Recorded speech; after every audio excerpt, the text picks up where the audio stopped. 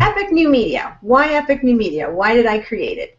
In essence, it was, like I mentioned before, it is my opportunity to build a platform that is going to be collaborative in nature. It's going to allow others to be able to predicate their message and their genius over this wonderful new technology that we have over the virtual highway and marketplace. Several of my mentors advised me at the beginning of this year that if we wanted to be able to do business in the 21st century and with the new technological advancements, then live broadcasting was the way to go. And that those that weren't getting on board were going to have a difficult time of maintaining their virtual businesses, especially with the advent of Facebook Live and other live platforms that now allow live broadcasting. So this is my leap of faith, jumping into it with both feet first, as I have always done in everything that I do in business and in life. So a very quick synopsis about myself in case we haven't met before. I am a specialist in forensic human sciences, leadership, and a specialty in trauma. I'm not only a clinician, an academic, and an entrepreneur, but I'm also a trauma survivor. So I bring with me quite a bit of experience and also some knowledge and some wisdom that hopefully I'll be able to share personally, but also collaboratively with my different guests that we have every week. This week we have an exceptional woman who is a globetrotter and who has been advocating for the rights of children and women who have been exploited and who are today still being sex trafficked. And as most of you know who are watching, that is a cause that is very dear to my heart. I just came off a freedom challenge that was specifically for advocacy of those enslaved in the human sex trade. But in particular, this broadcast was of interest to me because of the fact that this exceptional woman not only is an activist, but she's a mother and a feminine entrepreneur who does worldwide business in consulting and strategic management, and she is Cynthia Bendlin. You might have met her briefly during the launch of Rise Up that occurred just earlier this week. She's now becoming a dear friend, and she's joining us all the way from Paraguay. So I'm going to put Cynthia on the big screen so that you could meet her personally while I just give you a little brief background of her expertise and knowledge.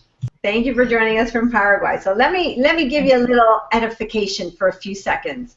Cynthia holds several diplomas and graduate diplomas in strategic management, mediation, and arbitration, as well as in small business negotiation.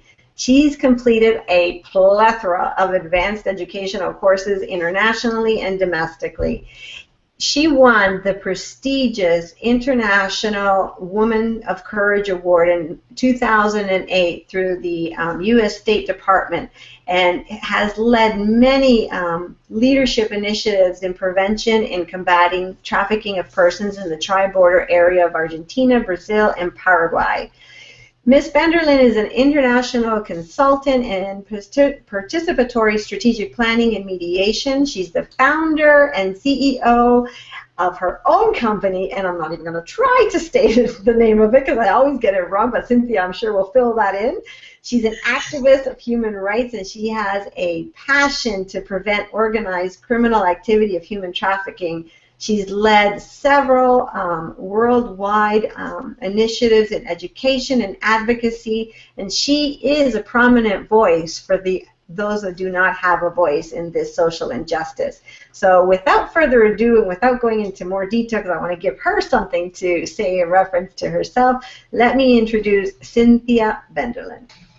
Well, after that introduction, it's a little bit difficult to talk, but what I can say is that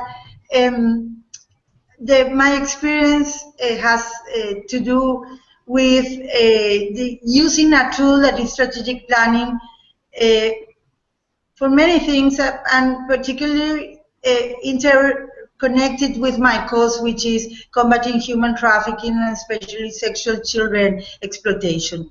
And I have the privilege to work in Argentina, Brazil, Uruguay, Paraguay, Bolivia, Peru, United States, Italy, and Spanish. Through that tool and networking the three sectors so as to combat human trafficking, which is the way of slavery that unbelievable after all the development of humanity, we still are talking about slavery in nowadays.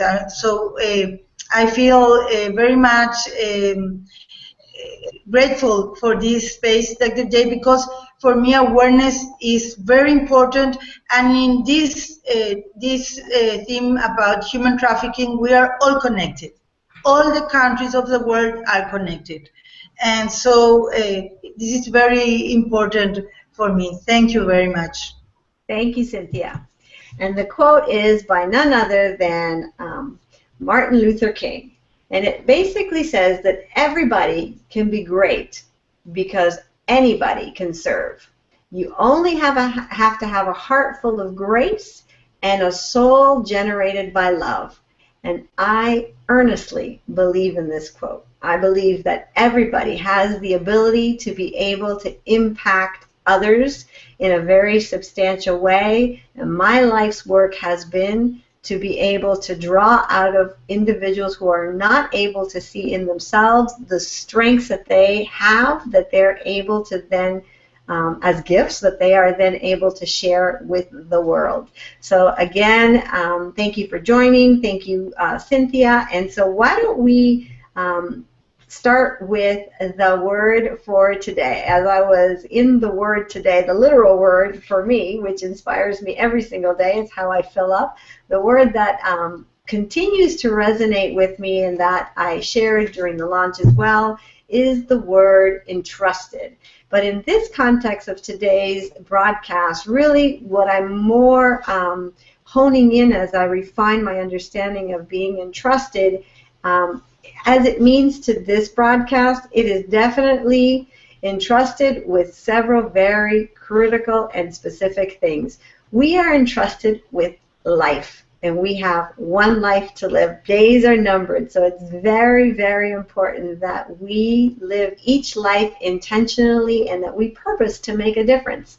We're also entrusted with love, and love for me is all-powerful. It allows us to be able to take all the encumbrances and challenges of the day and of life and to be able to find things to be grateful for in the hardships and also things to just edify others and ourselves in love.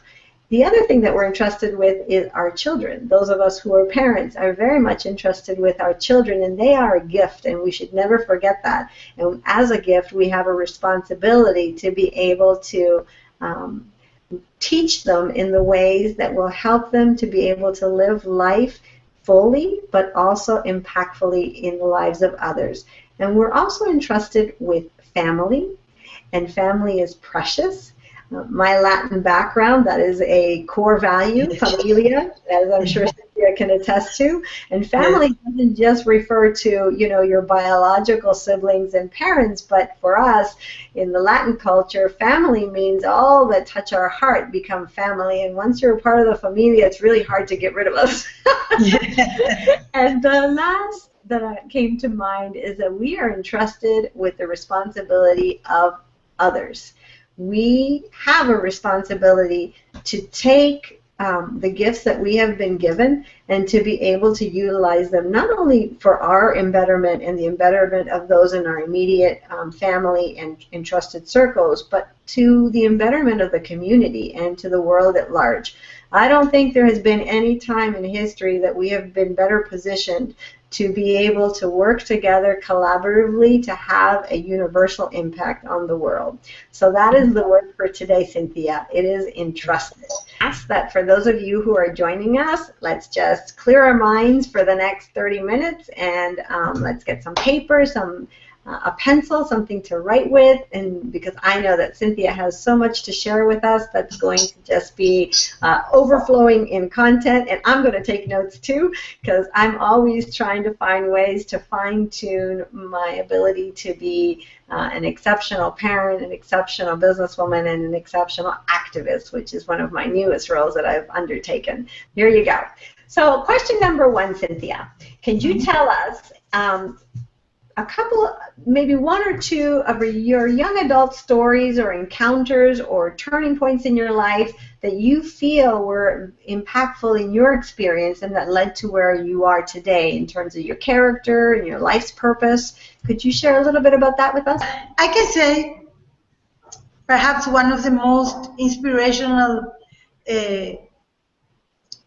things of my life that really took me to share and work for others and laugh, being happy, being very happy by doing something for others comes from my mother. She worked for 33 years in the United Nations, and I was born during dictatorship in my country. We had a dictator during almost 35 years, and my house and my mother particularly was, you know, all the time working so as to help my country develop and working with peasants in agriculture and in many types of things that had to do with development.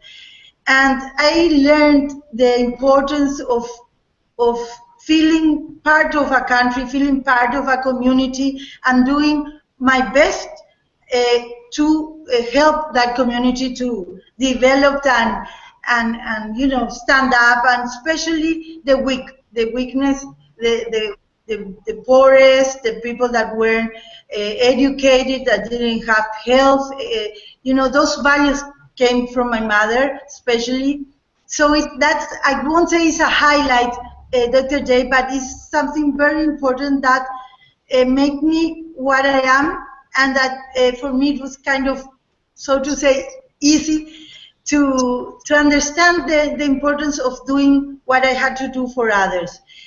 And that is one. And the other is the need, the moments when we're going through special troubles, big problems, where we feel like abandoned or alone or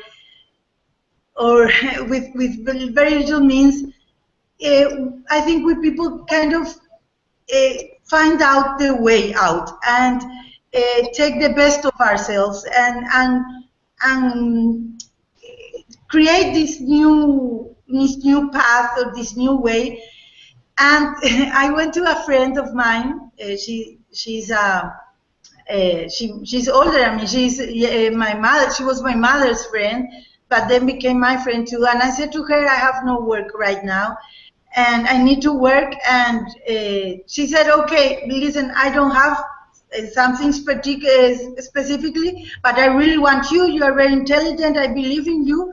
So just come, and you will have a chair and a desk half the time, because the rest, another person comes and that is his desk, and you have to give it to him. But we'll make it through. We'll see the way to find you something to do.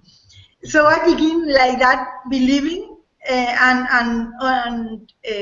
having the wonderful support of her believing me, the entrustment that you were talking about. Yes. And I started working. It was an NGO that worked with micro entrepreneurs, and I learned like I saw reality from another perspective. We were going through the initiation of democracy in my country at that time, so I went into state reform and kind of changed my whole atmosphere.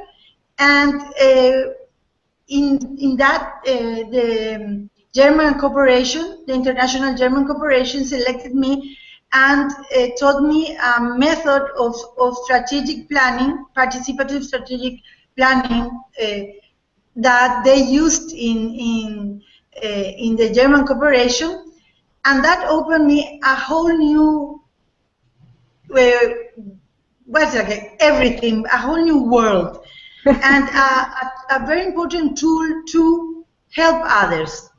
And by helping others, you always help yourself. The best way to help yourself is, I think, Dr. J, is by helping others. So that tool made me really who I am right now.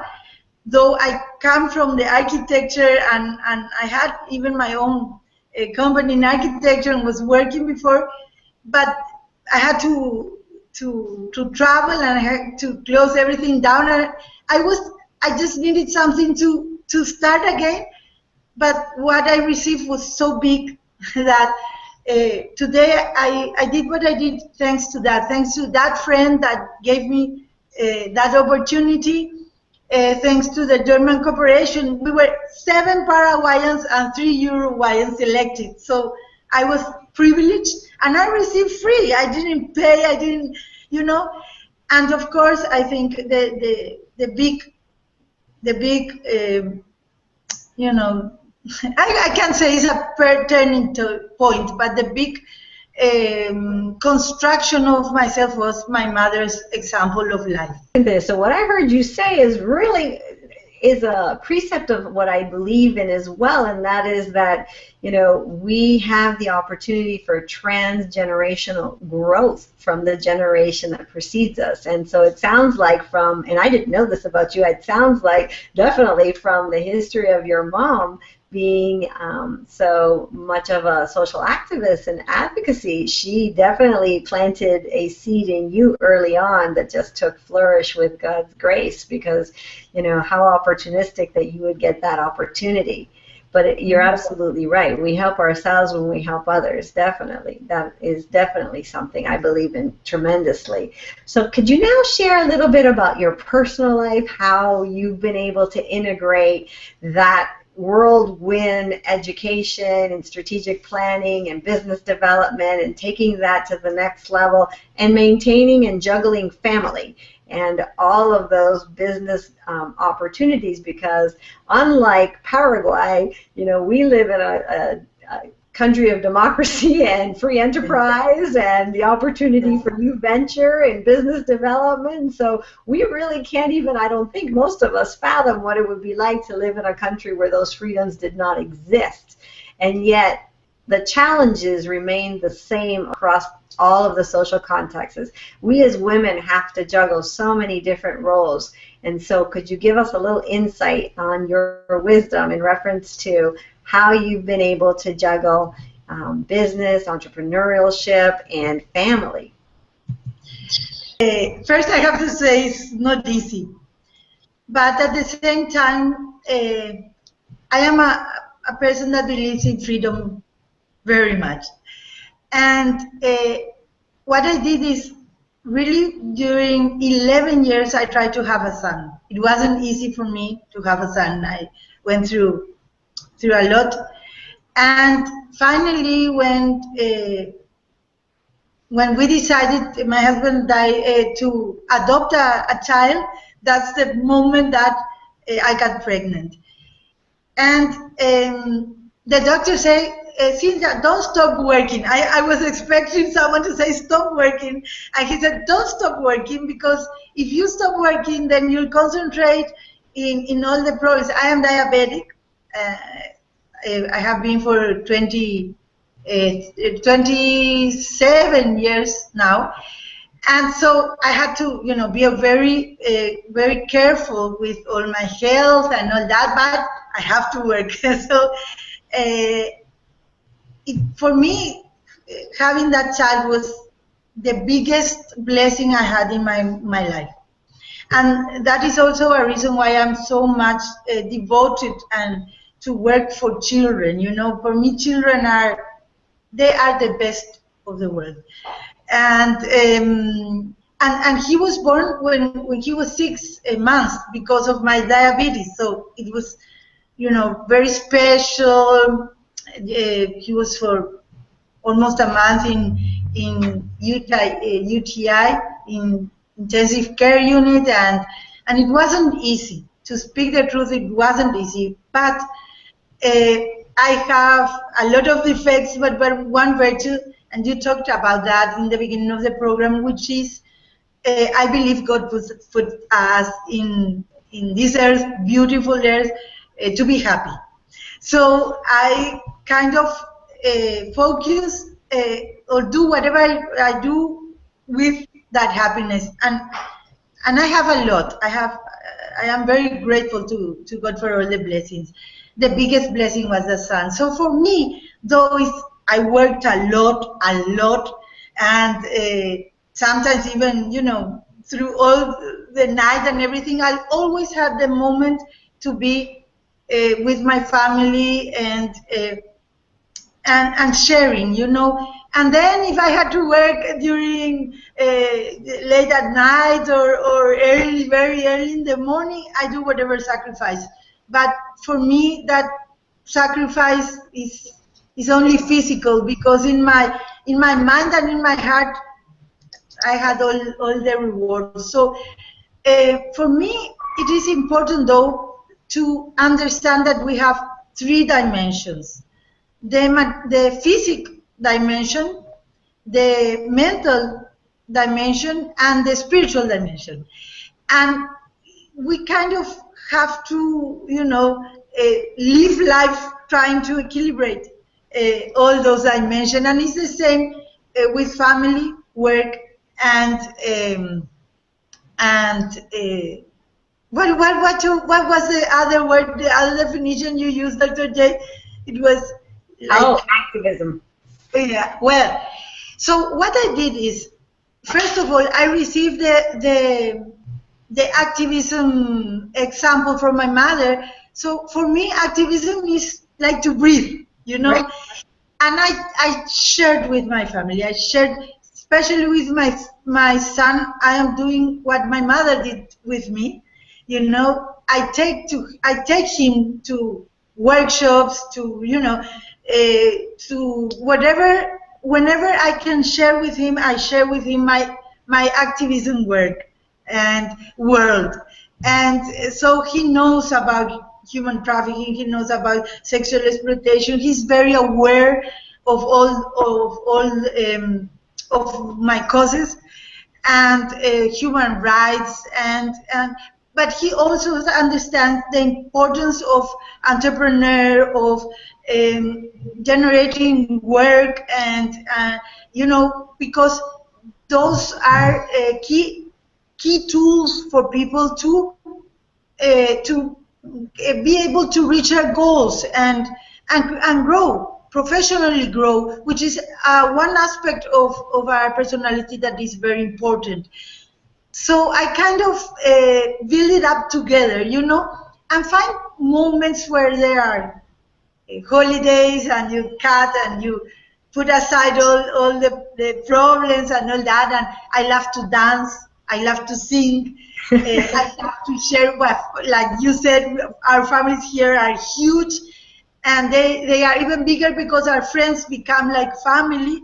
So I have a lot of friends, and it you have to keep the relationships going, so you need to have contact, moments to contact. WhatsApp helps a lot, but it's not the same as being directly and with all those people. So on weekends, I am surely time with my big family, a bigger family, from my mom's side, from my father's side.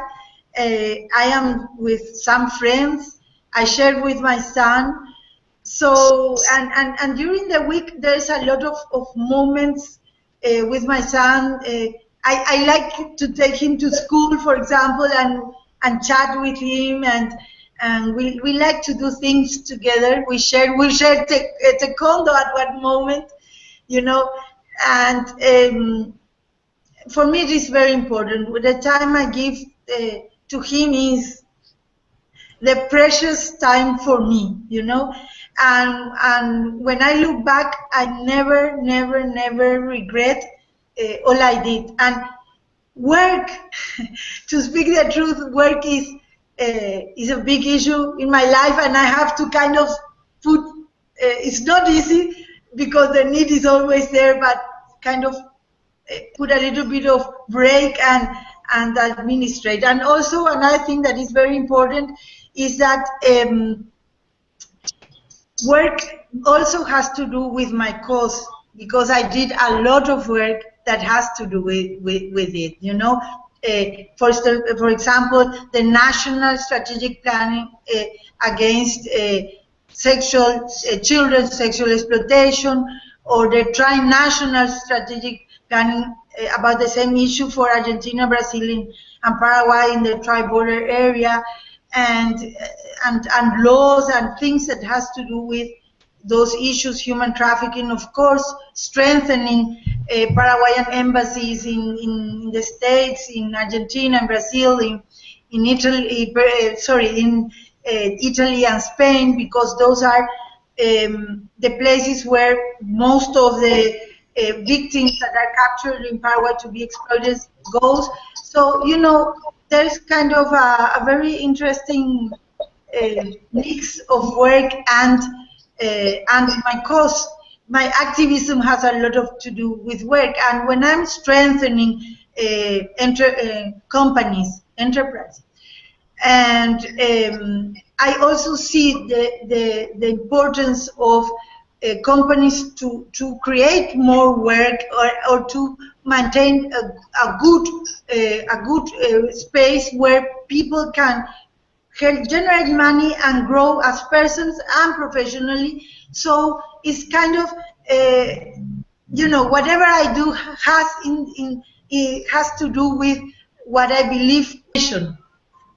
Wow, I heard a lot of wisdom. In terms of parenting, I definitely took away that, and I also subscribe to this same rule of thumb. It isn't about quantity, it's about quality of time. Quality of time that we devote to our children, to our loved ones, versus quantity of time. You know, just a side note, once I was traveling quite a bit for business, and I'm sure, Cynthia, you can appreciate when you're traveling quite a bit, you leave your children for extended periods of time, and I'll never forget, it broke my heart after about a stint of 3 months of traveling back and forth from the U.S. to Canada. I came home and I wanted to put my youngest down to sleep, and when I went to read her the story, she looked at me with these big eyes and she says, "But Mommy, you know, Daddy reads me my stories when you go to work."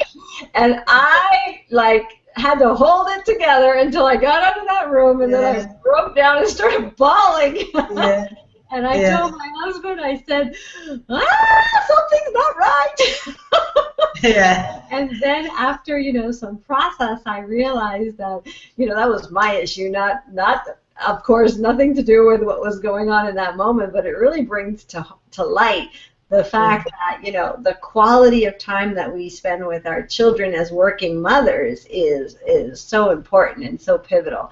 And I agree with you. The other piece that I took away from what you were discussing is the fact that it's pretty interesting. When we're clear about our purpose and God's gifts in our life, it becomes very integrative, very enmeshed with every other area of our life, whether it's parenting and family and business and advocacy.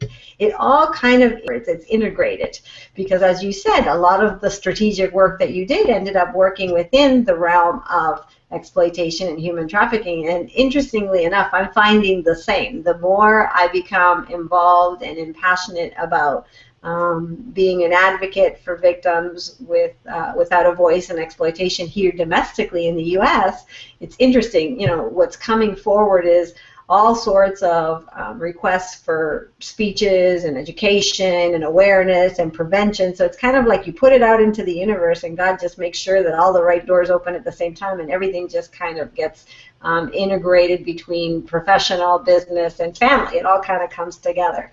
I also took away that, you know, you inherited your mom's gene of advocacy and humanitarianism, and that's ingrained in who you are.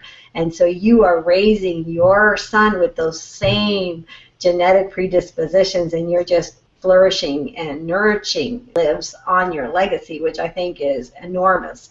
And we don't typically, I don't think as moms and as women, we don't typically see the little things that we do and how they ingrain in our children, but those are truly the most valuable to their later life in terms of what they remember from early development. So those are the three things, and there was a lot, but those were the three main things that I took away from everything that you shared with us. Thank you. So we're going to move specifically, because I'd really like to speak, if it's okay, a little bit about your actual work, specific work that you're currently doing on the front lines for human trafficking in Paraguay and beyond, because then we can share a little bit about what's going on domestically as well.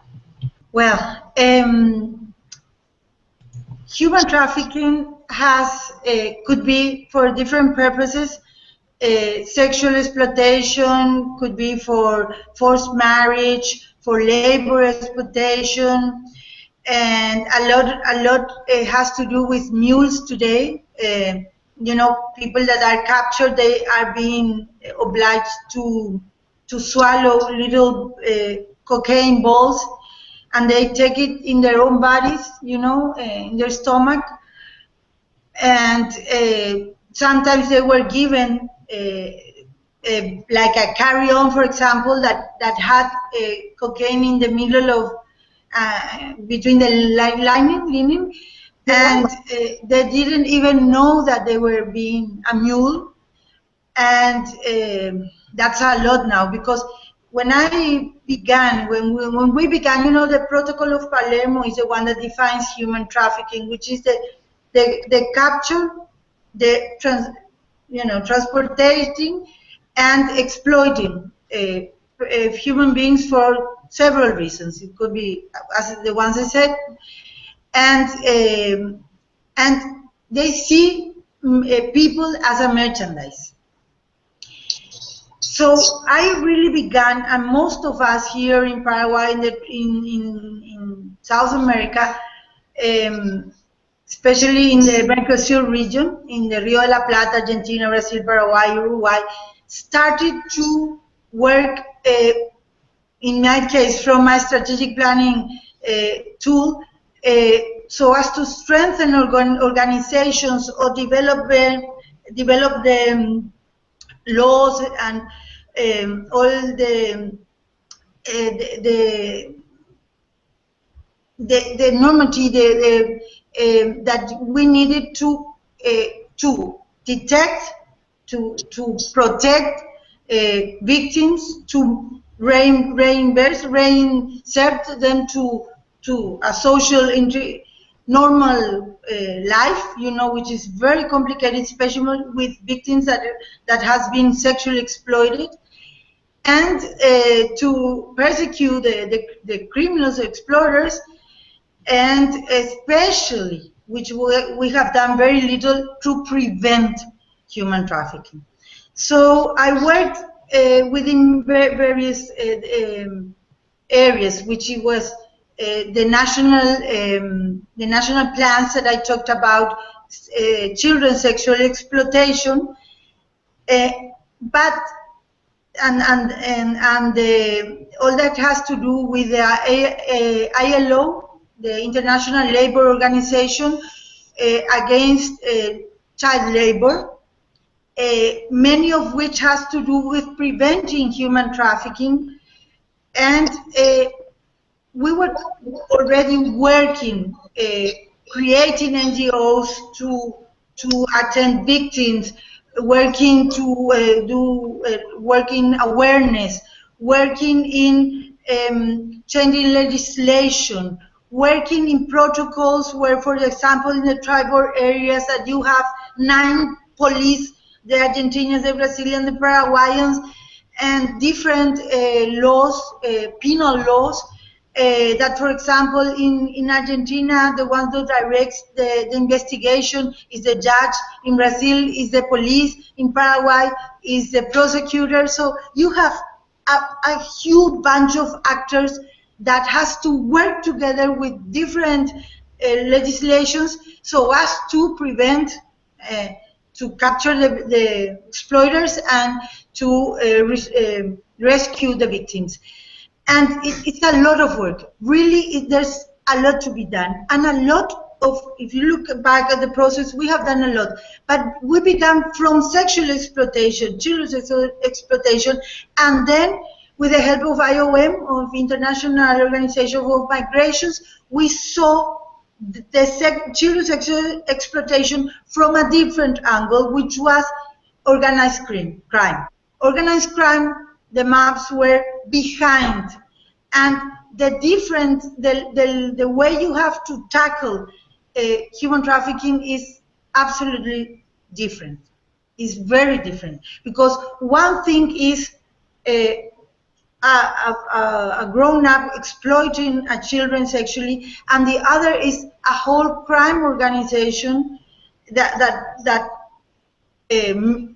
work together so as to capture victims from one country, take them within the country to another place, or take them to another country and sell them, exploit them, and then go perhaps to a third or a fourth country to keep exploiting them. Then they are seeing the person as human, not a human, sorry, as a mercancy, something you can buy and sell. And so it kind of changed us from our point of view, and we had a lot of work to do in awareness, a lot of work of strengthening organizations that has to do with those three aspects of combating human trafficking, and strengthening the articulation between them, as I explained, for example, in the penal codes, that prosecutors do something, judges do the other, and that all has to have begin to see with the same glass reality. And to our days, we still have a lot to do, because the problem in the back is culture. There is a culture that has to do with machismo, that sees women and girls as something that belongs to them, and they could do whatever. And when I mean whatever, I mean selling them, sexually exploiting them, Mm-hmm. And that culture also kind of, forgives the organized crime because that is what the girl wanted. Sometimes they say for sexual exploitation, or even in some cases the men will say, and I say men because from our study that ILO did about sexual exploitation in Paraguay, more than 85% the victims were girls and young ladies, and more than 95% the victims, the perpetrators, exactly, were men. So though there are male victims, especially young boys, most of the exploiters are men. I'm not saying this is right. We have to do something with education, with example of, and with media changing this culture. But I think that is something that is a very big issue that we try to tackle in many ways, including legislation. Another thing is that, culturally speaking, is the pressure that we have nowadays in a culture of materialism and consumism, and that sometimes people that are very innocent or have very little education, especially, falls easily into temptations like people offering them, exploiters offering them work abroad where they will earn 3 times what they're earning here, and this and that, and we will help you, and they believe, and mostly in my country, most of the victims are captured with promises of fake work, a work that doesn't exist. So we have to work with culture, because sometimes they want to have what they really they can't afford, and they see an easy way out, so to speak, easy, you know, by a very huge and terrible lie.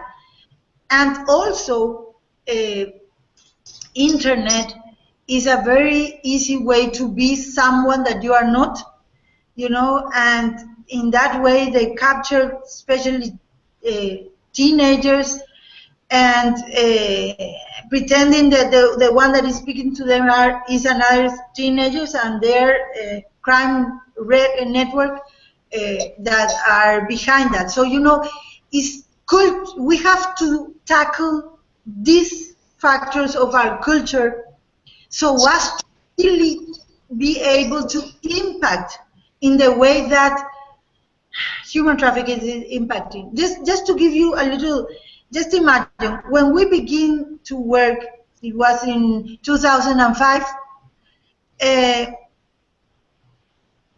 the first organized crime was drugs, the second was guns dealing, and the third was human trafficking. Human trafficking already is in the second place and is getting closer, and is going to be the number one in very little time. Right. Because the drug you consume and that's it, but a person can be consumed and consumed and consumed until. And just to give you an idea, Dr. J, a Paraguayan lady young girl was captured, and she was in Brazil, and she was obliged to swallow balls of cocaine. She went to China, and to nationalist China.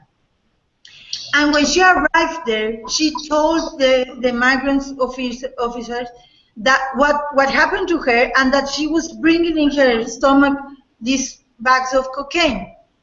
You know, drug dealing is or life sentence in some countries, in China is, and in other is Death sentence in jail. Yeah. So her sentence of death, her death sentence, said that she was the one that told the migrants officials that she has been forced to swallow these balls of cocaine, and still she had a death sentence. Wow. So, you know, it's so much that has to be done. The work is so big, you know. So we have to work a lot. We have to work a lot in awareness. We have to work a lot to kind of put these ideas in the culture, because in our culture it is logical to exploit a girl if she's pretty, a young woman. You know, we put the victim the label of prostitute, which if she wants to sell her body or an image of her body, and she is old enough to do it, that is one thing. But from freedom, not as a slave.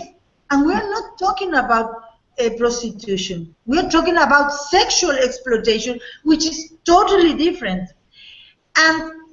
But society and communities, and sometimes the families of these victims, see them as prostitutes. Right. So we have to change our glasses. We have to work a lot to make everyone understand the risk, and to see things the way they really are. Right. Cynthia, you segued in beautifully, and thank you so much for the passion with which you are sharing your experience. And let me just tell you, your experience is not that far different from our own, even living here in the United States. the culture of machismo exists because the second largest population in the United States is Latin.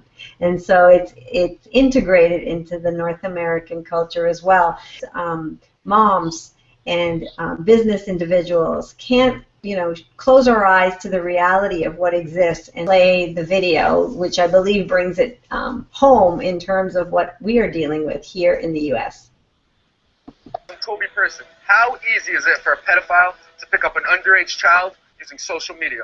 Well, today we're going to find that out. I made a fake profile on Facebook posing as a 15-year-old boy. With the parents' permission, I friend requested 3 girls ages 14, 13, and 12 years old. I've been talking to these girls for the last 3 or 4 days, and today we're supposed to meet up. What we found in this video is shocking. Diana, she's 12 years old, and we're supposed to meet up tonight when her father falls asleep. So right now I'm here with John, who's Juliana's father. We're going to see if she's actually going to come to the door or not. She said, this was the last text, LOL, I would have to wait till my dad falls asleep if you want to chill, because I can't have boys over. She wants to chill tonight, supposedly. What do you think about that? I don't think she's going to open the door.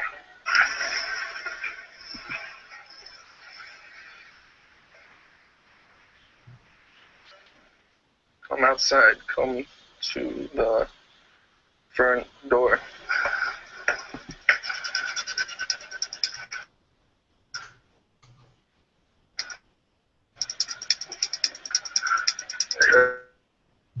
Ready?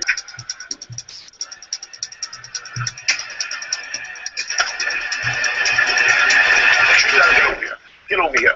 What's wrong with I share this only because this is the reality of what I see every single day in my work with the state. Our kids, our community kids, your children, my children, they're being, coerced and manipulated on social media, and we're not even aware of it. This is going on as part of a culture, and now with the black web, most of us who are in our 40s and mature are not even as versed in technology, and so therefore we don't even know how to access the black web, and these kids are on there as just routine social activity every single day, and as you said, it's become very much a criminal activity. And so here in the United States, it's organized crime, and it's also gang related crimes that we are seeing a huge increase in prevalence. And so, from my heart to you, I am so blessed that we were able to connect, of all places, through social media on Facebook, and find a common passion for the cause of eradicating and advocating on behalf of those that don't have a voice and who have been exploited or trafficked. It is in our backyard. We can't close our eyes, and we have to very much be aware of the enemy's grips. And there, the same way things can be used for good, like the internet and these broadcasting networks, they can also be used for evil. And so we all have a social responsibility, not only to parent with intention and to make our children be aware of those risks when they're naively and innocently just, thinking that they're engaging in the new age social network, but also we have a responsibility to put feet to God's word and get on the ground and to start doing collaborative work with individuals like Cynthia, who are in Paraguay, and other organizations all over the world who are, joining shields in order to be able to combat this evil, because there's really no other word for it.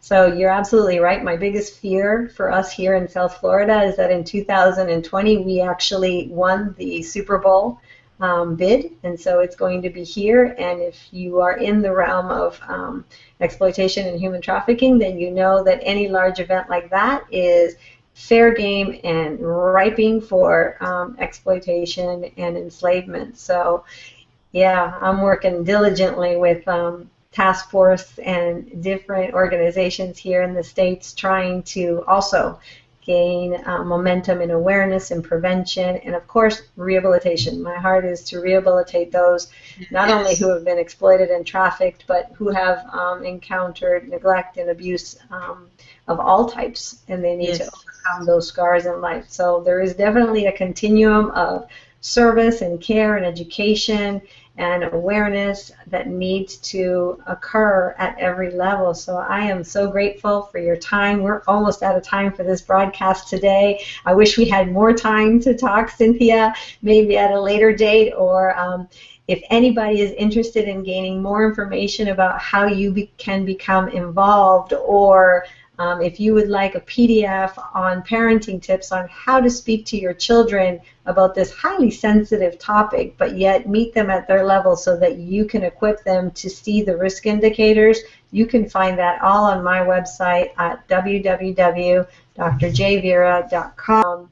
On behalf of myself and my exceptional guest for tonight, Cynthia Bendlin, thank you so very much for tuning in and joining us. I have on the show Mark Lemaster, who is an exceptional expert in parenting, who is a renowned author and who wrote Friday Night Lights, and I think he's going to be able to provide us a great deal of practical insight on things that we can do as parents to equip our children. I look forward to seeing you all again, and God bless.